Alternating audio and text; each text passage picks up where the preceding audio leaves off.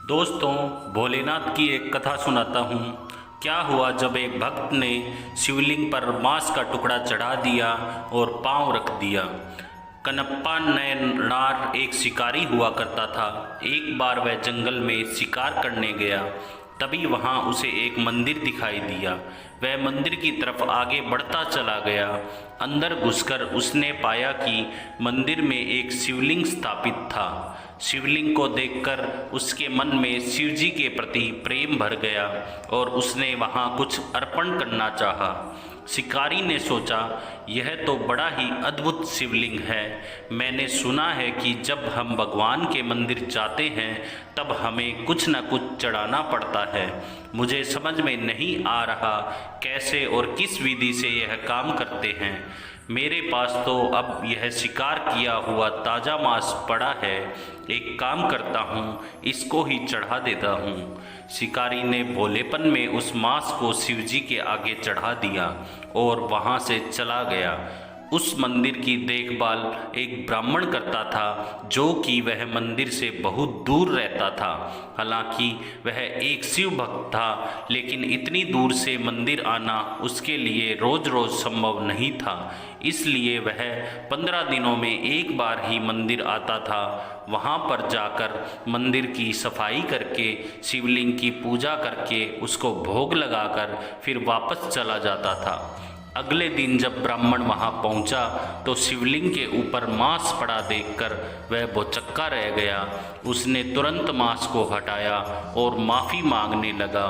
हे भोले शंकर, शिवलिंग पर मांस जरूर किसी जानवर का काम है। मुझे माफ़ कर दीजिए भगवान, आगे से ऐसा नहीं होगा। ब्राह्मण ने मंदिर की सफाई करके पूजा पाठ किया और वापस घर लौट गया। इसी तरह अगले दिन शिकारी फिर मंदिर आया और उसने शिवलिंग पर फिर से मांस अर्पण कर दिया। इसी तरह वह रोज मंदिर आता और शिवलिंग के पास बैठकर अपने दिल की बात कहता। एक दिन जब वह मंदिर पहुंचा तो उसने शिवलिंग पर थोड़ी धूल देखी। उसने सोचा, यह शिवलिंग इतना गंदा हो रहा है, क्यों न मैं इसकी सफाई कर दूं। मगर मेरे पास पानी लाने के लिए कोई बर्तन नहीं है। एक उपाय है, पास में एक झरना है। मैं अपने मुंह में पानी भरकर यहाँ तक पानी ला सकता हूँ। शिकारी झरने तक गया और अपने मुंह में पानी भरकर लेकर आया और अपने मुंह का वही पानी शिवलिंग पर डालकर शिवलिंग को साफ कर दिया। शिकारी बार बार मुंह में पानी भरकर लाता और शिवलिंग की सफाई करता रहा। अगले दिन जब ब्राह्मण मंदिर आया तो शिवलिंग के पास मांस देखकर उसके मन के अंदर घृणा भर गई। वह अत्यंत गुस्सा हो गया। ऐसा नीच कार्य कोई जानवर नहीं कर सकता। यह तो कोई न कोई इंसान का ही काम है। अब मुझे मंदिर अच्छे से साफ करना होगा। शिवलिंग को शुद्ध करने के लिए मंत्र का पाठ करना होगा। बेचारा ब्राह्मण अब क्या करता। उसने पूजा पाठ की, शिवलिंग का शुद्धिकरण किया और वहाँ से चला गया। अब हर बार आने पर उसे शिवलिंग इसी अवस्था में मिलता। अब उससे रहा नहीं गया। उसने रोते हुए शिवजी से पूछा, हे शिव शंभू, यह कैसा पापी मनुष्य है जो आपको हर बार आकर अपमानित कर रहा है और आप कुछ कर भी नहीं रहे हो। मुझे समझ नहीं आ रहा है कि आप इतना अपमान कैसे बर्दाश्त कर रहे हो।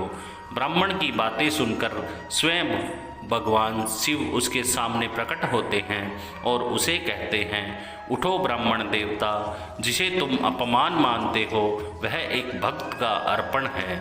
मैं उसकी भक्ति से बंधा हुआ हूँ। वह भक्त जो कुछ भी प्रेम से मुझे अर्पित करता है मैं उसे स्वीकार कर लेता हूँ। वह भक्त मेरा बहुत ही भोला भाला है। वह निस्वार्थ मन से मेरी पूजा और भक्ति करता है। अगर तुम उसकी भक्ति की गहराई देखना चाहते हो तो कल सुबह मंदिर के पास में कहीं छिप जाना और दूर से उसे देखना। इतना कहकर भगवान शिव वहाँ से अंतर्ध्यान हो गए। अगले दिन ब्राह्मण मंदिर के पास झाड़ियों में छुपकर उस वक्त का इंतजार करने लगता है। तभी वह देखता है कि वहाँ एक शिकारी अपने हाथ में मांस का एक टुकड़ा और मुंह में पानी भर के मंदिर के अंदर जाता है।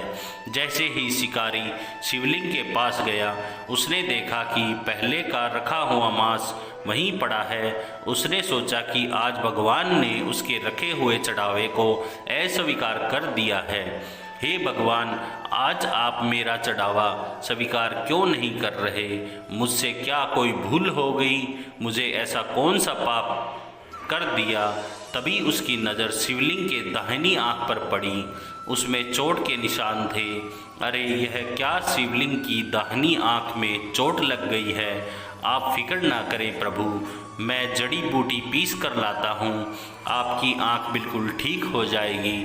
झाड़ी के पीछे छुपकर ब्राह्मण यह सब कुछ देख रहा था। शिकारी ने जड़ी बूटी पीसकर शिवलिंग की दाहिनी आंख में लगा दी ताकि वह ठीक हो सके, लेकिन आंख से रक्त बड़ी तेजी से निकलने लगा। यह देखकर शिकारी से रहा नहीं गया। उसने अपनी आंख देने का फैसला कर लिया। उसने चाकू निकाला और अपनी दाहिनी आंख निकालकर लिंग पर रख दी। ऐसा करने से रक्त टपकना बंद हो गया। शिकारी ने राहत की सांस ली, लेकिन थोड़ी देर बाद शिवलिंग की दूसरी आंख से भी रक्त टपकना शुरू हो गया। हे भगवान, अब मैं क्या करूं? अब मुझे अपनी दूसरी आंख भी प्रभु को अर्पण करनी होगी। तभी ब्राह्मण ने कहा, हे भोलेनाथ, यह कैसा भक्त है जो आपको अपनी आंखें अर्पण कर रहा है? धन्य है यह भक्त, इसका उद्धार कीजिए। शिकारी ने सोचा, प्रभु, दूसरी आंख तो मैं निकाल लूँगा, लेकिन उसे रखूँगा कैसे? क्योंकि मैं तो दोनों आँखों से अंधा हो जाऊँगा, मुझे तो कुछ दिखाई ही नहीं देगा। कुछ देर सोचने के बाद शिकारी को एक सुझाव आया कि जहाँ पर मैंने अपनी दूसरी आंख लगानी है, वहाँ पर मैं अपना पैर टिका लेता हूँ ताकि मुझे पता चल जाए कि वहाँ पर आंख लगानी है। शिकारी ने दूसरी आंख लगाने के लिए शिवलिंग के ऊपर अपना पैर टिका दिया। जैसे ही उसने अपनी बची हुई आंख निकालने के लिए चाकू को उठाया, तभी वहाँ पर एक अलौकिक प्रकाश फैल गया और भगवान शिव प्रकट हो गए। भगवान को अपने सामने देख शिकारी से रहा नहीं गया और उनके चरणों में गिर पड़ा। ब्राह्मण भी भागते हुए मंदिर में आया और हाथ जोड़कर भोलेनाथ के चरणों में गिर पड़ा। भोलेनाथ ने कहा, ब्राह्मण देव, देखो, यह मेरा प्रिय भक्त है कनप्पा नायनार, यानी कि भगवान शिव को आंखें अर्पण करने वाला। आज से पूरी सृष्टि तुम्हें इसी नाम से पुकारेगी। शिकारी ने कहा, प्रभु, आपके दर्शन पाकर मैं धन्य हो गया हूँ। आपने मुझे नया नाम देकर मेरा उद्धार कर दिया है।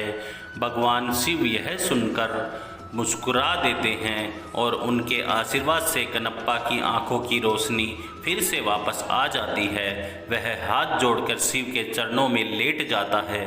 उसी दिन से उस शिकारी को कनप्पा नायनार के नाम से जाना जाने लगा। दोस्तों, मेरी वीडियो अगर आपको पसंद आई हो तो प्लीज़ चैनल को सब्सक्राइब ज़रूर करें। आपका बहुत बहुत धन्यवाद। दोस्तों, मेरी ये कथा कहानी किस्से आपको कैसे लगते हैं, कृपया कमेंट करके बताएं और हमारे चैनल को लाइक करें, शेयर करें और सब्सक्राइब करें। इससे हमें मोटिवेशन मिलता है। आपको बहुत बहुत धन्यवाद।